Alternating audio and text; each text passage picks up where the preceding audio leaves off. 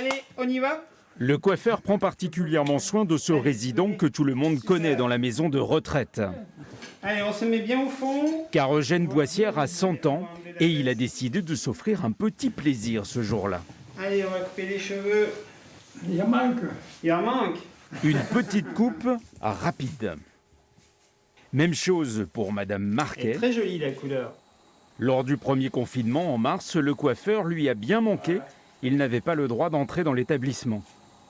Une femme aime bien être coquette un peu, même si elle n'est pas très jeune. Mais ils apprécient énormément. Parce qu'ils aiment bien être coiffés, donc quelque part, ça veut dire que ça leur fait du bien aussi, quoi. Moralement et physiquement.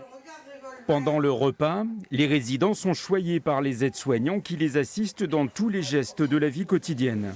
Vous voulez un autre fruit peut-être? Le personnel est attentif aux moindres symptômes. Il fait en sorte que le virus n'entre pas dans l'EHPAD. Une attention de tous les instants. Il y a beaucoup plus de travail, oui, parce que ça nous demande beaucoup plus d'investissement auprès des résidents, être là pour eux. Faire bien attention que tous les gestes soient respectés au niveau des familles quand ils viennent voir leur famille à eux. Et tout ce qui endure, tous les gestes barrières. Et même personnellement, il faut toujours faire attention à nous. Mais là, il y a beaucoup de fatigue.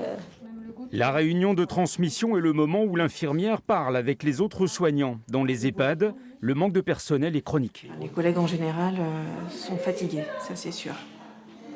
Après, c'est peut-être aussi, il n'y a pas que le Covid. C'était avant le Covid, ce sera certainement après le Covid. Mais avec le Covid, c'est plus compliqué. Sur le côté, voilà. Les séances de sport sont elles aussi maintenues. Les relevés de chaise, comme d'habitude, on s'assoit, alors avec les accoudoirs, si on peut. En petits groupes ou en individuel, tout en respectant les gestes barrières. Madame Baudot, 90 ans, a toujours la forme. Il faut dire que c'est une ancienne sportive de haut niveau. Vous voyez, j'ai eu une prise de sang il y a 2 jours. Ouais. J'ai eu mon vaccin pour la grippe. Ouais. On s'occupe bien de nous, alors ma foi, ça me plaît. Donc vraiment, je pense qu'ils ont besoin aussi de ce partage, de parler à des personnes. Les rendez-vous avec les familles sont maintenus, mais c'est quand même limité. Petite rencontre fortuite avec le médecin de l'établissement. Il est bien ce Cédric Très pour bien, le sport là. très bien, très bien. Si la vie continue ici malgré la Covid, c'est un peu grâce au docteur Merle.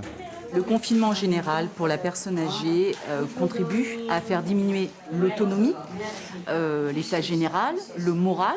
Donc effectivement, les personnes âgées s'affaiblissent, s'altèrent un peu dans leur comportement général et on peut avoir des troubles du comportement, des infections qui se développent parce qu'elles sont confinées et pas stimulées par des choses extérieures. Mais tout pourrait être remis en cause du jour au lendemain si malencontreusement, le virus entrait dans ces locaux.